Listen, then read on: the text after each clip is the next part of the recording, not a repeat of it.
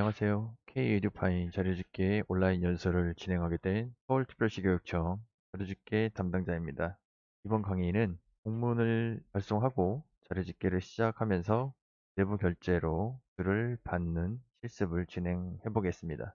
K-에듀파인이 올해 개통하기 전에는 업무관리 시스템에서 공문을 따로 발송을 하고 자료집계 시스템에서 집계를 시작하는 두 번의 과정을 거쳐야 됐었는데요. 올해부터 개통된 K-에듀파인에서는 자료집계가 업무관리 하위 메뉴로 포함됨에 따라서 자료집계를 시작하면서 바로 공문까지 작성해서 발송할 수 있도록 기능이 보완되었습니다. 최근에 코로나19로 인해서 일일 보고를 매일같이 받는 경우들이 많이 있었는데요. 그렇게 되면 하루마다 한 건씩 생성을 해야 되는 번거로움 때문에 그런 부분들을 정기 집계라는 기능을 활용해서 도움이 될 수 있도록 실습을 준비해 봤습니다. 취업 주기는 4주간으로 설정을 하고 취업 일수를 5일로 설정을 해서 실습을 진행할 예정이고요. 이 부분에 대해서는 마지막 부분까지 설명을 다 한 뒤에 다시 한번 자세히 설명을 드리도록 하겠습니다. 밑에 보시면 그 곡물 발송 설정이라는 옵션이 있는데요. 보시면 최초 1회로 설정이 되어 있으면 4주 동안 생성되는 자료 집계건 총 4건에 대해서 모두 공문을 발송을 하는 게 아니고 첫 번째 주에 시작되는 자료 집계건에 포함시켜서 공문을 발송을 하고 두 번째부터 네 번째 주에 생성되는 자료 집계건에 대해서는 첫 번째 발송한 공문으로 대체한다고 보시면 될 것 같습니다. 만약에 건건이 공문을 보내고 싶으신 경우에는 정기 집계 전체 자료로 선택을 하시면 될 것 같습니다. 밑에 서식 정보에는 서식을 첨부해서 제출자 분들로부터 자료를 받을 수 있게끔 작성을 하실 수가 있고요. 취업 주기에 대해서 자세하게 설명을 드려보도록 하겠습니다.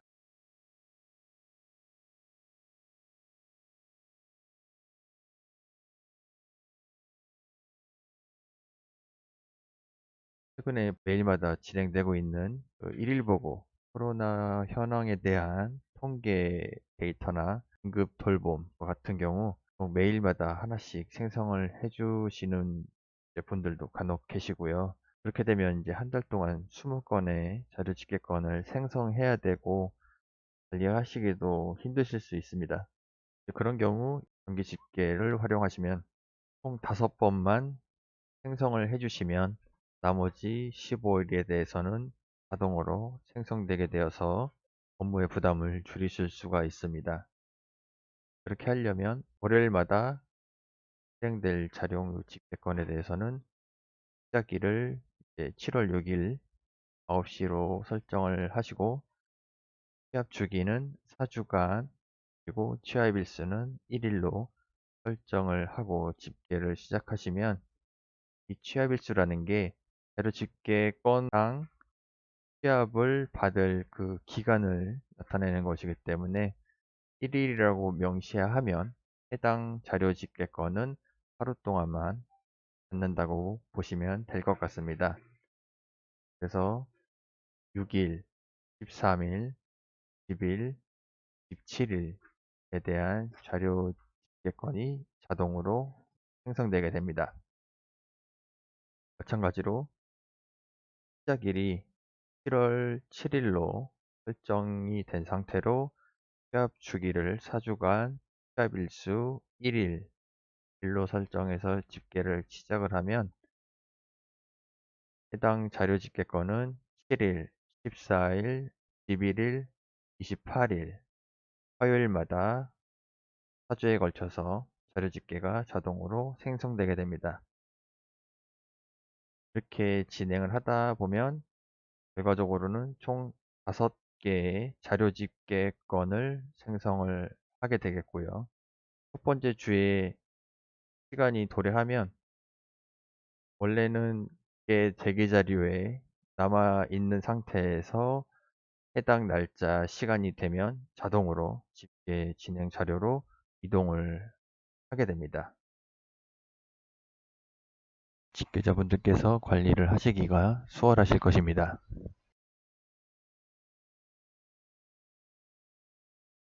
지금 예습으로 해볼 4주간 취합일수 5일이라는 뜻은 총 4주에 걸쳐서 금요일마다 시작일을 오늘 날짜로 시작을 해서 실습을 할 텐데, 첫 번째 주 오늘 기준으로 총 5일 동안 시합을 받고요. 두 번째 주는 10일부터 5일간 이런 방식으로 예를 진행하는 실습을 진행해 보도록 하겠습니다. 그럼 실습을 진행하기 위해서 다음에 보시는 교육용 서버 주소에 로그인을 해주셔야 되고요. 교육용 서버 실습은 많은 검색 포털이 아마 설치되어 있는 분들도 계실 텐데, 실습은 안정성이 많이 보장된 인터넷 익스플로어에서 실습을 진행해 주셨으면 합니다. 집계자 실습은 여기 나타낸 계정으로 로그인을 하시면 되겠고요. 시간 관계상 결제자는 따로 두지 않고 해당 아이디로 정결 처리하는 걸로 하겠습니다.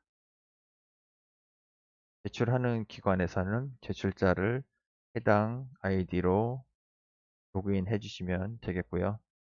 마찬가지로 시간 관계상 결제는 연결 처리하는 걸로 하겠습니다.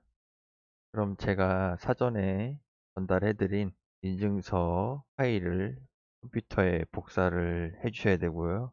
그리고 각 아이디별 패스워드 해주시고 실습에 필요한 서식이 들어있는 파일도 미리 오픈을 해주시면 좋을 것 같습니다. 그럼 먼저 집계자로 로그인을 해보겠습니다.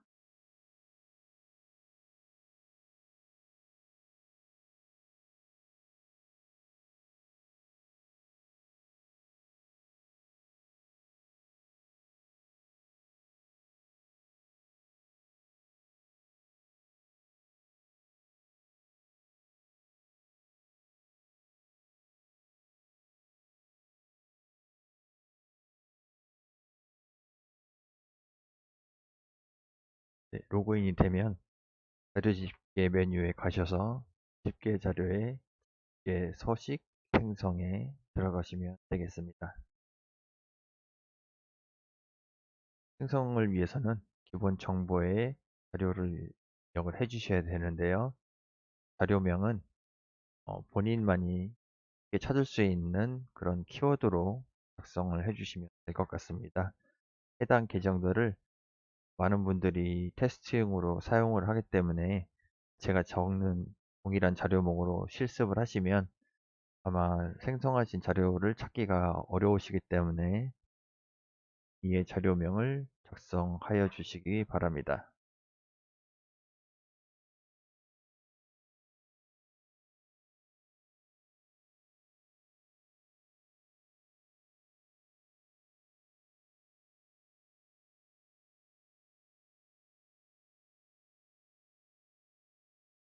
작성이 끝나시면 우선은 앞에 빨간색 별 표시로 되어 있는 부분들은 필수적으로 입력해 주셔야 되는 부분이고요.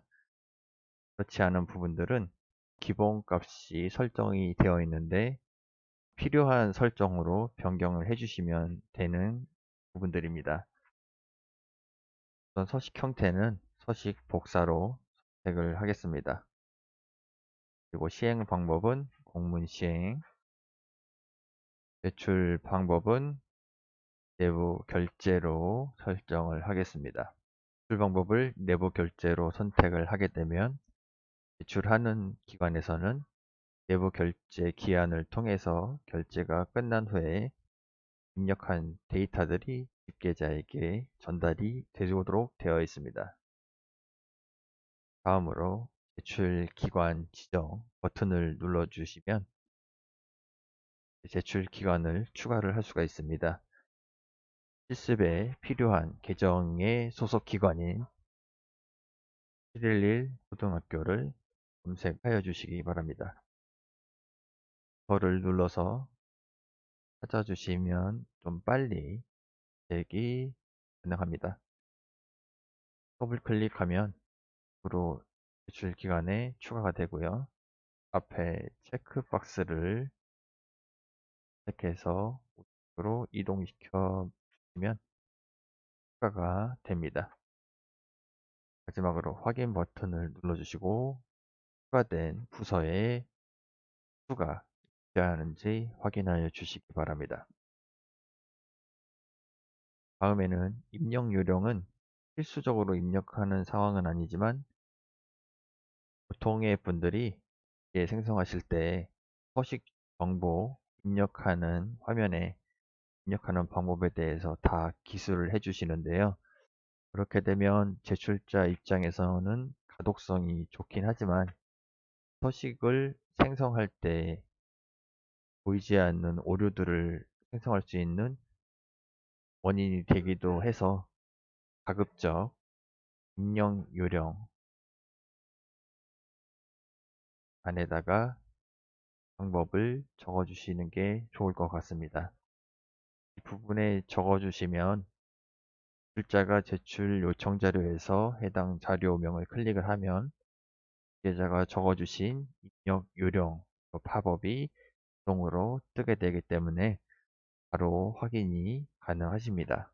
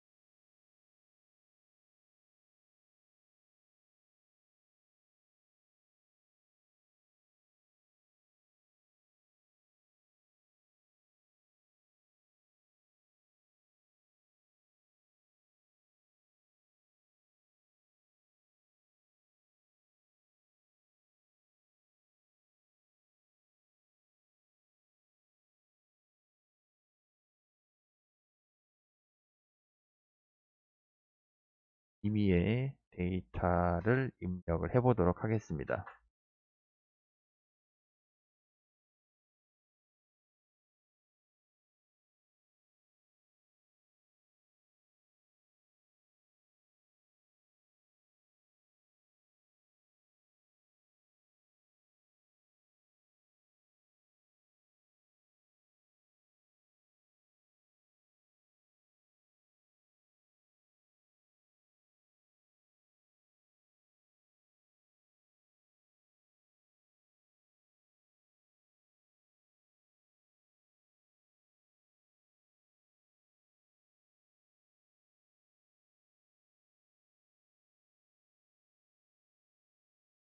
네, 이런 식으로 적어주시고 꼭 동일하게 적지 않으셔도 될 것 같습니다.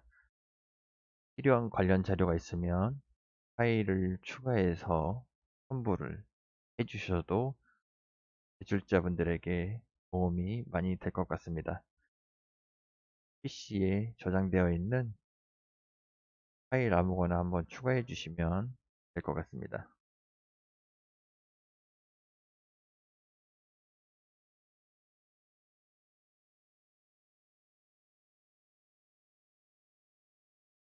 추가가 끝나면 저장을 눌러주시고요. 다음으로 집계 종료 방법을 정기 집계로 선택해 주시고 측의 취합 주기를 4주간 취합일수 5일로 선택을 하겠습니다.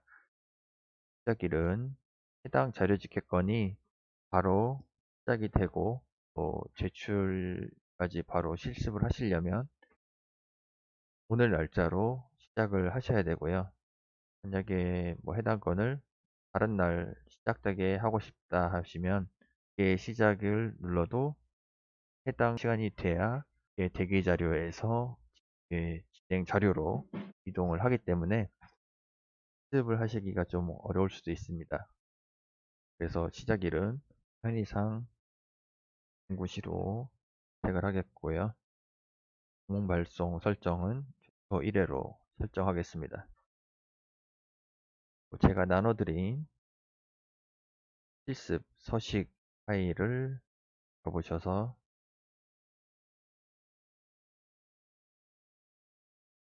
서식에 보시면 제목들과 예제로 적어놓은 셀을 포함해서 입력을 위한 한행까지만 선택을 하셔서 복사를 하고 붙여넣기를 해주시면 될 것 같고요. 웹 보안성이라는 기능이 페이지 파일에 포함이 돼서 마우스 오른쪽 버튼의 사용이 불가할 겁니다. 붙여넣기는 컨트롤 V로 넣으시기 바랍니다. 서식을 복사하실 때 예를 들어서 이런 자동 계산하는 부분들 같은 경우 보통은 아마 서식을 만드는 분들이 서식들을 엑셀상에 포함시켜 놓는 경우가 좀 많습니다. 이런 식으로 포함을 시켜서 교육부나 어느 타 기관에서 배포를 하게 되면 서식을 가지고 집계자분들이 집계 서식을 만드실 텐데 이 상태로 복사를 해서 붙여넣기를 하면 서식에 포함되어 있는 함수들이 붙여넣었을 때 지원을 하지 않아서 쓸 수가 없습니다. 때문에 꼭 복사하시기 전에 해당 수식은 삭제를 해주시고 복사를 하신 다음에 여기서 적용을 해주셔야 될 것 같습니다. 자동 계산 수식을 적용하시기 위해서는 다음 단계로 진행을 해서 한번 보여드리도록 하겠습니다.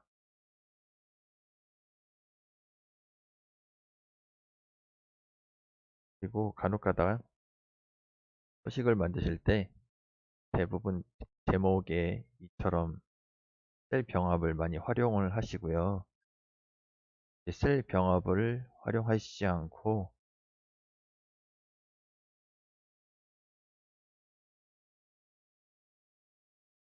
셀이 나눠진 상태에서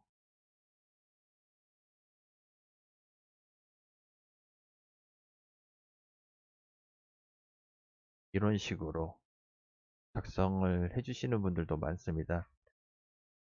만약에 이 상태로 서식을 복사를 하게 되면 해당 내용이 별도의 셀로 인식을 하게 됩니다.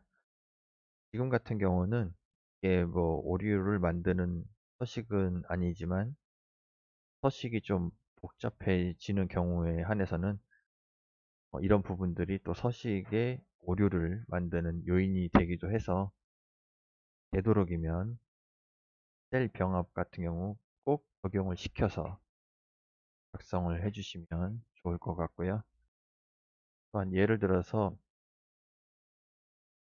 예시로 입력한 데이터 부분들에 누락되는 데이터들이 있거나 아니면 위의 값을 숫자 0을 넣게 되면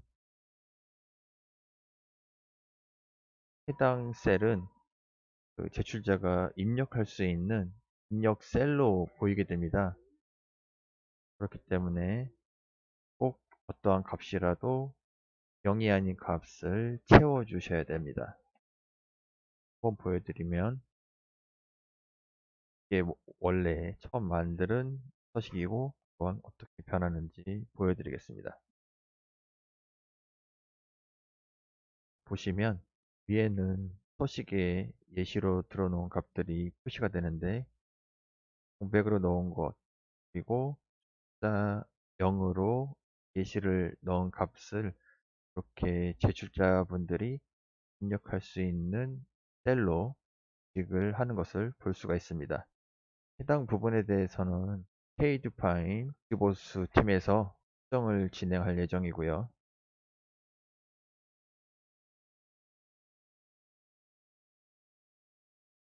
그리고 특수문자들 중에서도 좀 오류를 발생시키는 특수문자들이 간혹 있습니다. 예를 들면 부등호 표시 이런 식으로 작성을 하거나 아니면 지금 가로로 표시한 이런 부분들을 부등호로 이제 하시는 경우도 간혹 있으신데 이런 부분들도 보니까 오류로 인식을 하게 되더라고요. 그래서 되도록이면 수기호는 사용을 자제하시는 게 좋을 것 같고요. 특히나 사용하게 되셔도 얘를 시작하고 나서 서식 정보에 혹시 오류가 나는 셀이 없는지 한번 확인을 해 보시거나 다음 단계 이후에 보면 서식 테스트란에서 테스트를 꼭 진행하셔야 자분들의 글 하시는데 도움이 되실 것으로 생각합니다. 네, 우선은 그러면 서식에 대한 부분 설명을 끝났고 다음 단계로 진행해 보도록 하겠습니다. 네, 해당 화면에서는 제목에 작성된 내용들을 수정할 수는 없고요. 출자분들이 작성할 셀에 대한 속성을 변경할 수 있는 화면입니다. 밑에 이 라디오 버튼 같은 경우는 출자가 입력할 전체 셀의 속성을 일괄적으로 변경해주는 기능이라고 보시면 되겠고요.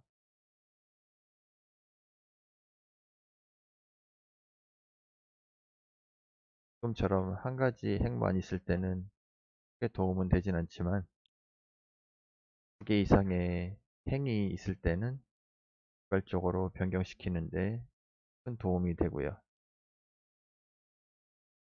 이제 한 가지 행이나 한 가지 열에 대해서 일괄적으로 속성을 변경할 때는 속성을 변경하고 행 적용을 하게 되면 첫 번째 이 행에 일괄적으로 속성이 숫자로 변경이 되고요. 만약에 열 적용을 하게 되면 첫 번째 열의 셀의 속성이 일괄적으로 숫자로 변경이 됩니다. 입력할 수 있는 셀의 속성의 예시 같은 경우에는 숫자가 절반 이상 되기 때문에 숫자를 다 바꿔놓고 필요한 몇 가지만 속성을 변경시키면 시간을 단축시킬 수 있습니다. 그럼 나머지 변경이 필요한 셀에 대해서 속성을 변경해 보겠습니다. 날짜 입력 셀은 날짜로 설정해 주시고요. 표명은 문자, 설립별은 직접 입력하게 자로만 설정해도 되고 같은 경우는 사용자들이 선택을 할 수 있게끔 선택지를 주도록 콤보 박스를 설정해 보겠습니다. 선택지 사이에 꺽쇠 표시를 추가해 주시면 되고요. 키보드에 보시면 숫자 6 위에 표시된 대로 하면 될 것 같습니다. 설정이 끝나면 아까 처음에 설정했던 문자 셀이 콤보로 변경된 것을 확인할 수 있습니다. 다음으로 신청 셀은 자동 계산이 되게 하기 위해서 참조해야 되는 셀, 이 빨간색 이름을 선택을 해주시면 자동으로 추가가 되고요. 플러스 설정을 하게 되면 식이 들어간 셀에도 속성의 버튼이 파란색으로 변경이 됩니다. 다음에 자동 계산 총 학생수 셀에도 이는 참조해야 하는 셀이 여러 개이기 때문에 sum 함수를 활용해서 참조 시작 셀 이름을 선택하고 참조하는 셀 끝 이름을 선택을 하면 작성이 끝납니다. 그리고 이렇게 셀마다 설정을 하고 나서 서식 테스트에 꼭 가셔가지고 바로바로 확인을 하시는 게 나중에 하시다 보면 아마 서식 테스트 하는 거를 잃어버리시고 그냥 집계를 생성하시게 되고요. 생성할 때는 문제가 안 됐는데 제출하시는 분들이 제출하려고 들어가 보니 오류가 생기는 경우도 있습니다. 그런 경우들을 미연에 방지하고자 항상 특성을 설정할 때마다 확인을 해주시면 좋을 것 같습니다.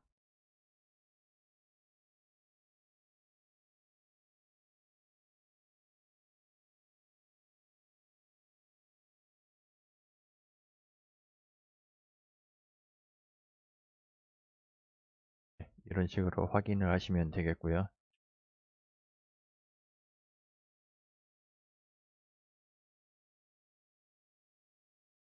다음으로 급식비 입력하는 부분은 이번에 K디파인에서 새롭게 추가된 range 함수를 사용해 보겠습니다. 이 같은 경우는 제출자가 해당 셀에 숫자를 입력하기 위해서는 0에서 50 포함한 이 사이의 값을 입력할 수 있게끔 가이드라인을 지정해 주는 것이고요. 만약에 이 외의 범위의 숫자를 입력하게 되면 오류 메시지가 뜨게 됩니다. 이런 경우는 이렇게 셀에 단위가 지정되어 있거나 특정 범위 값만 입력하게끔 설정된 셀의 경우 range 함수를 활용을 하시면 좋을 것 같습니다. 만약에 이런 게 없이 제출자분들이 단위를 잘 보지 못하고 5만 원을 입력을 하게 되면 피해자 입장에서는 분명히 단위를 1000단위로 정시를 했으니까 5만이라는 값이 5천만 원이 되게 되는, 제출자 입장에서는 5만 원인데 피해자 입장에서는 5천만 원이 되게 됩니다. 그런 부분들을 좀 방지할 수가 있습니다. 성 기준도 자동 계산할 수 있게 식을 넣어 보겠습니다. 저 같은 경우는 이 5를 선택하시고 곱하기 Q5 실제 지출하는 셀은 참여 셀에 H5 그리고 급식비 Q5 설정을 해주시면 될 것 같고요. 마지막에 특이사항 셀을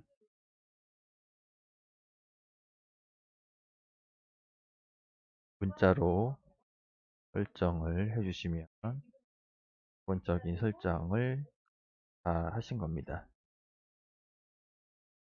이제 집계를 시작하기 위해서 시작 버튼을 누르시겠습니다.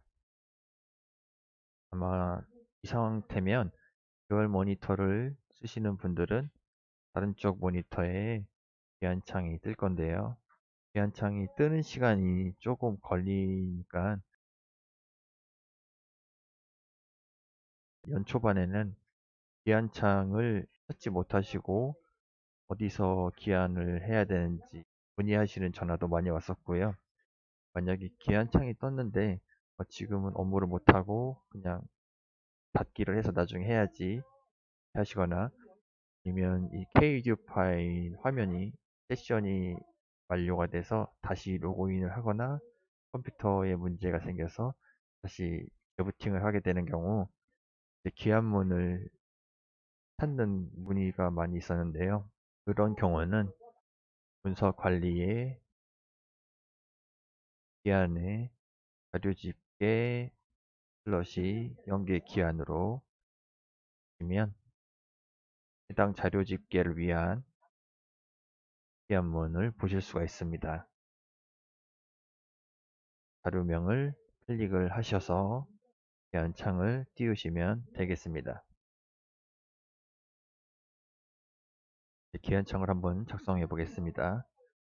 제목은 자료집계명이 자동으로 추가가 되고요. 본문에 있는 내용도 제목과 동일하게 자동으로 추가가 됩니다. 이 부분들은 집계자분들이 커스터마이징 해서 수정이 가능합니다.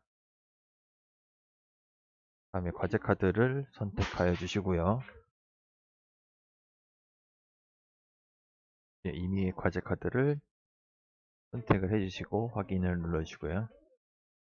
밑에 관련 정보는 제가 업무할 때 좀 많이 활용하는 부분인데요.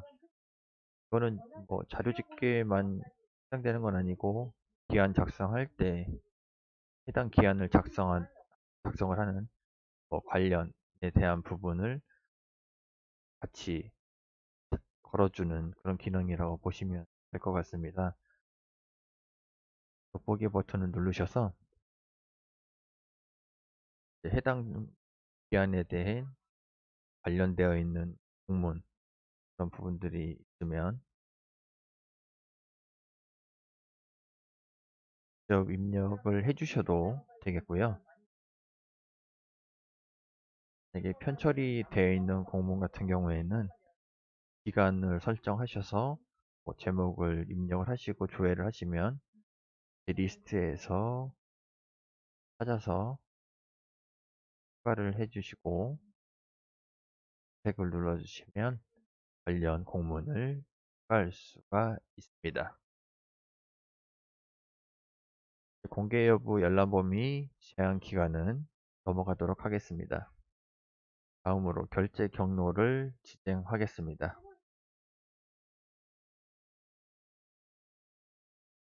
보통은 부서에 결제하시는 분들이 계시니까 결제자 분들을 선택해 주시면 되겠지만 온라인 연수의 실습 시간상 연결로 처리해서 바로 결제까지 끝내는 것으로 하겠습니다.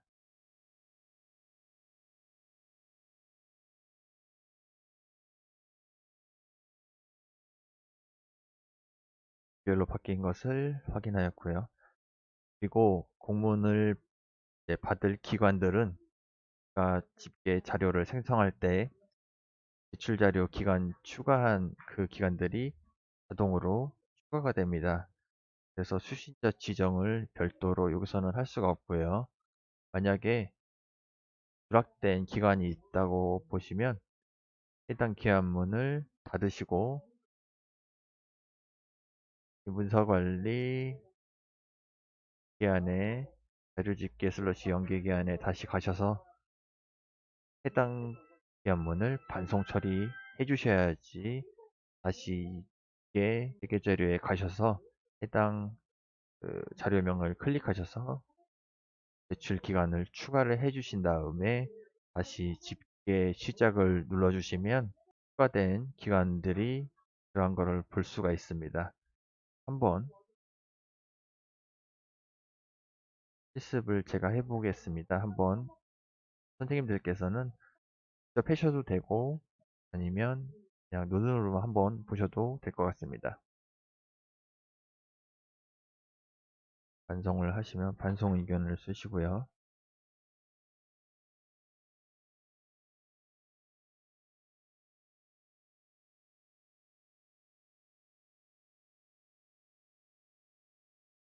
대기 자료에 가셔서 다시 한번 조회를 눌러서 자료를 갱신을 해주셔야 되고요. 자료명에 들어가신 다음에 제출 기관 지정에 가서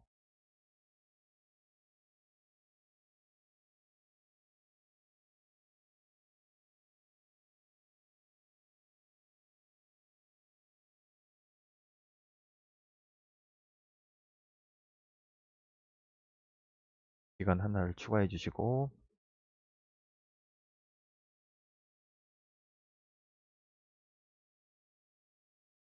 시작을 그러면 계약문 작성하는 창이 다시 뜨게 됩니다.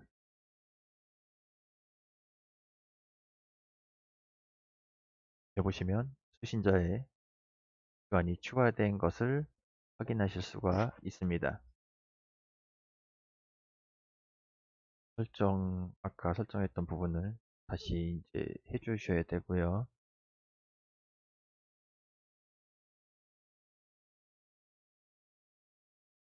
우선 이번에는 필수 입력 사항까지만 입력을 하겠습니다.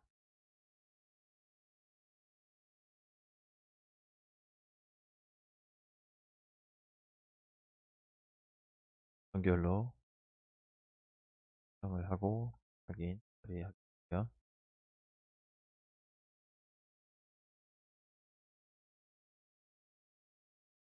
만약에 기한하실 때 아래 추가된 파일명에 보시면 집계 생성 화면에서 봤던 그 기본 정보 화면을 여기서도 보실 수가 있는데요.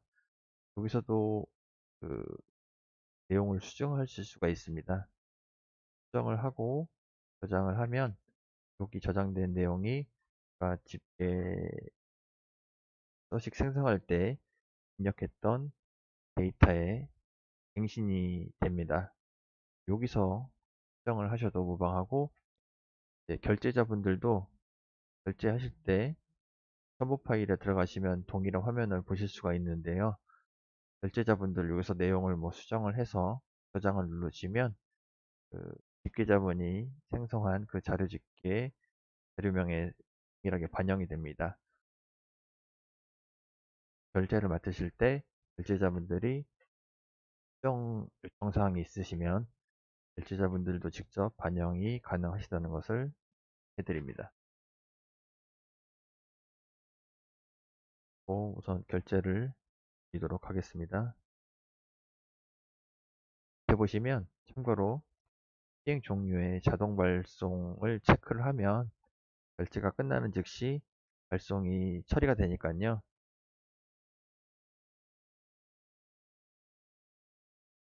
한번 잘 활용하시면 좋을 것 같습니다.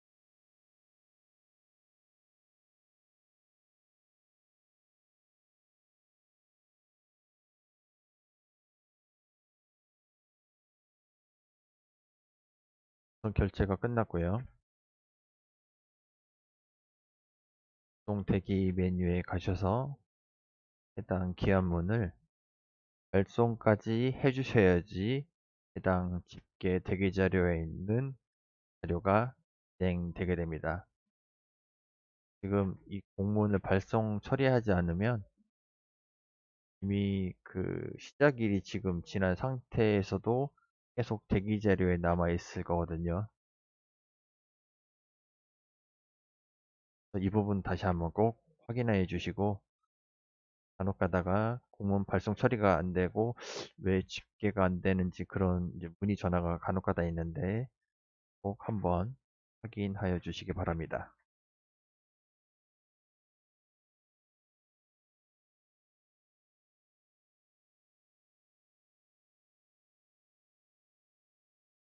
공문을 발송 처리하겠습니다.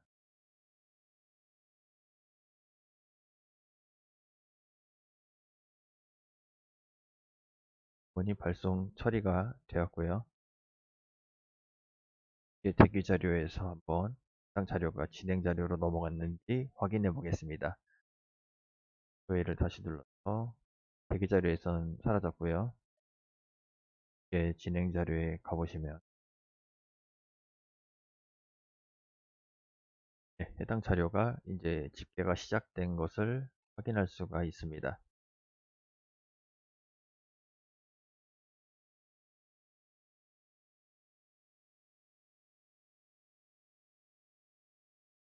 여기서 추가적으로 좀 확인해 주셔야 될 부분은 저희가 4주 동안 진행을 하기로 설정을 했기 때문에 나머지 3개 건에 대해서도 정상적으로 생성이 되어 있는지 확인을 해 주셔야 되니까요.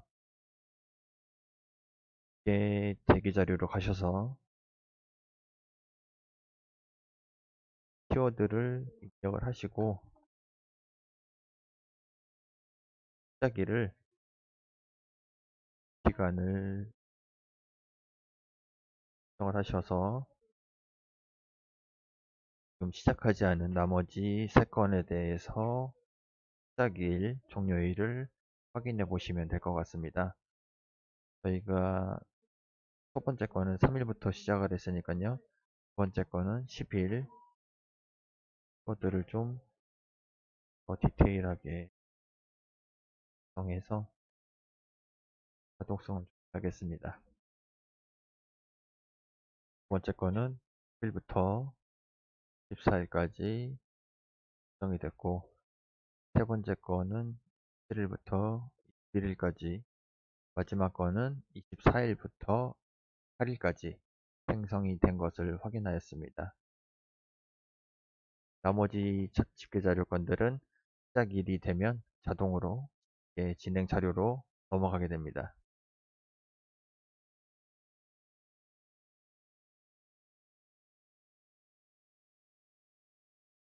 해당 내용들도 한번 들어가 보셔서 동일한 서식으로 되어 있는지 확인해 보셔도 좋을 것 같습니다. 이제 생성을 다 마쳐 봤습니다. 다음은 계좌로 로그인을 하여서 글자가 제출한 자료에 대해서 한번 확인해 보도록 하겠습니다.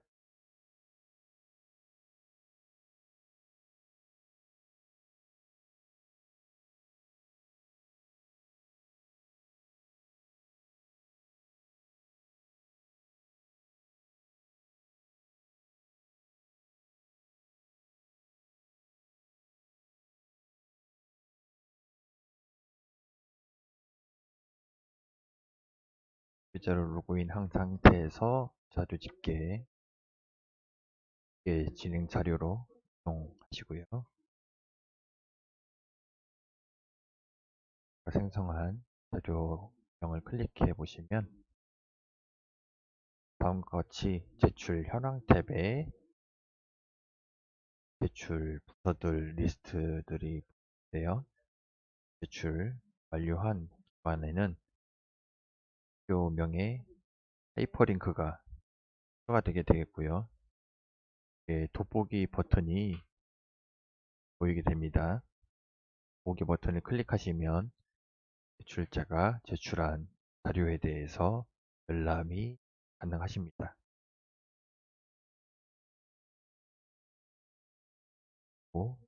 한번 자료에 대해서 수정하였기 때문에 자료 수정 내용 확인을 클릭하시면 수정한 이력에 대해서 조회를 하실 수가 있습니다.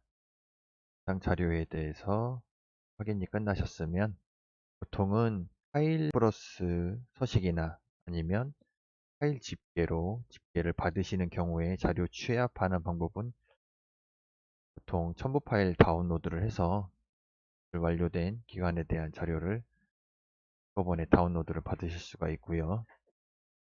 물론 하나의 파일로 자료가 정리돼서 다운로드가 되는 게 아니라 각 기관이 첨부한 파일들 하나의 압축 파일로 저장이 된다는 점 한번 확인해 주시고요. 만약에 지금처럼 서식으로 받은 경우에 대해서는 목록 다운로드를 통해서 자료를 취합할 수가 있는데요. 제출 현황의 목록 다운로드는 이 화면에 보시는 것처럼 제출서의 정보만 파일로 보여주는 기능이기 때문에 이제 저장된 자료를 보시려면 현황 탭에 가셔서 제출 상태를 제출 완료한 기간에 대해서만 정리를 하기 위해서 목록 다운로드를 누르시고 하단에 파일을 저장하셔서 여시거나 아니면 바로 오픈을 하시면 제출 완료한 기관들의 글자가 입력한 정보들이 누적돼서 아래에 누적돼서 파일로 만들어지게 됩니다. 만약에 제가 그 제출 상태를 제출 완료로 하지 않고 전체 진행 상태로 한 상태에서 목록 다운로드를 진행을 하게 되면 아직 자료를 입력하지 않거나 결제가 진행 중이거나 그런 상태에 있는 기관들에 대한 목록 정보들도 같이 보이고 그 공백으로 아마 출력이 되는 걸로 알고 있습니다. 그런 경우 제출 완료 기간들만 취합하려면 또 삭제를 별도로 해주셔야 되기 때문에 그런 부분들을 조금 업무적으로 줄이고자 제출 완료 기간만 따로 제출 상태를 변경을 해서 다운로드를 해주시면 보다 업무를 진행하시는데 시간을 단축시킬 수 있을 것 같습니다. 그리고 지금 예제 같은 경우는 서식 한 가지만 가지고 저희가 실습을 진행을 해봤는데 만약에 2개 이상의 서식을 가지고 진행한 집계 자료인 경우에는 표를 선택해서 그 해당 서식별로 입력된 자료를 취합을 할 수가 있고요. 만약에 전체 서식에 대해서 파일로 다운로드를 받으시려면 표를 전체 내용으로 선택을 하신 다음에 목록 다운로드를 하시면 모든 서식에 대한 입력된 정보들을 다 하나의 파일로 취합할 수가 있습니다. 잘 활용하시면 좋을 것 같고요. 이제 보시면 여기 제출한 기관에 대해서 재입력 요청을 집계자가 하거나 부서 초기화를 할 수 있는 기능이 있는데요. 이런 기능들은 예전 나이스 자료집계에서도 사용할 수 있었는데 재입력 요청 같은 경우는 제출한 기간에 다시 입력할 수 있도록 집계자가 제출자에게 요청을 하는 기능이지만 제출자가 기존에 제출했던 자료들을 백업을 할 수 있는 기능을 지원하신다고 보면 좋을 것 같습니다. 허나 부서 초기화 같은 경우는 집계자가 일방적으로 그 제출한 기관에 대한 입력된 자료를 초기화시키는 것이기 때문에 부서 초기화 같은 경우는 입력에 오류가 있어서 제출자의 별도의 초기화 요청이 있을 경우만이 활용을 하시면 좋을 것 같습니다. 별도의 기존에 입력했던 자료에 대한 백업이 필요가 없을 경우에 한해서 사용을 하시면 좋을 것 같고요. 첨부 파일 다운로드 같은 경우는 지금 저희가 예제로 했던 서식 복사에서는 큰 의미가 없고요. 파일 집계나 아니면 파일 플러스 서식의 방식으로 생성을 한 경우에 대해서는 서식으로 자료를 입력하는 경우도 있지만 파일로 첨부를 해서 자료를 제출하는 경우가 자료를 취합하려면 이 첨부 파일 다운로드를 선택을 하면 파일로 제출한 기관에 대해서 일괄적으로 다운로드를 할 수가 있습니다. 그런 기능에 대해서 잘 활용하시면 좋을 것 같고요. 서식을 만드실 때 초반에 설명을 드리지 못한 부분에 대해서 갑자기 생각이 나서 한번 한 가지 더 말씀을 드리고자 합니다.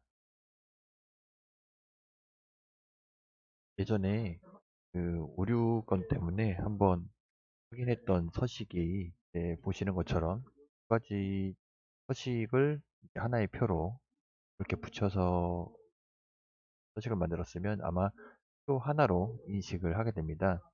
별도로 나누지 않은 건데요. 이런 경우 보시면 제출자가 입력할 수 있는 칸이 표 중앙에 셀 중앙에 위치하게 됩니다. 이런 경우 생성할 때는 문제가 되지 않고 제출하시는 제출자분들이 데이터를 제출 요청 자료에서 입력을 하시고 저장을 하시면 그 일부의 데이터들이 삭제가 되는 그런 현상이 발견되었습니다.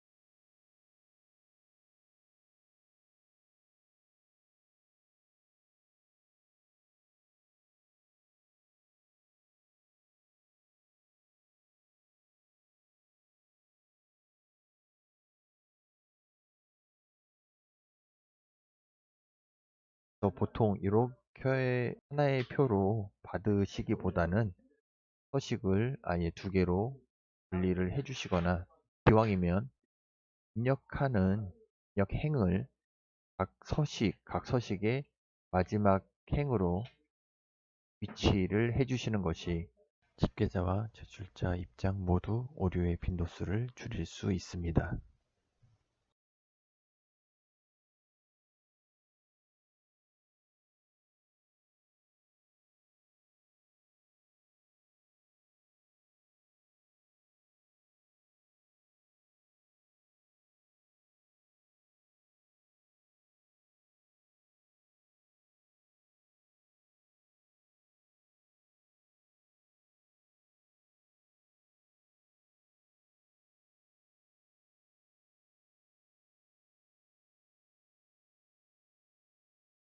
서식을 만드는 게 어떻게 보면은 어려우실 수도 있는데, 이런 부분들은 바로바로 저에게 연락을 주시면 제가 한번 확인해서 바로 처리해 드릴 수 있는 부분은 바로 처리해 드리고, 만약에 별도의 처리가 필요한 부분에 대해서는 제가 K듀파인 유지보수 팀이 한번 추가적으로 확인을 해서 답변을 드릴 수 있도록 지원하겠습니다.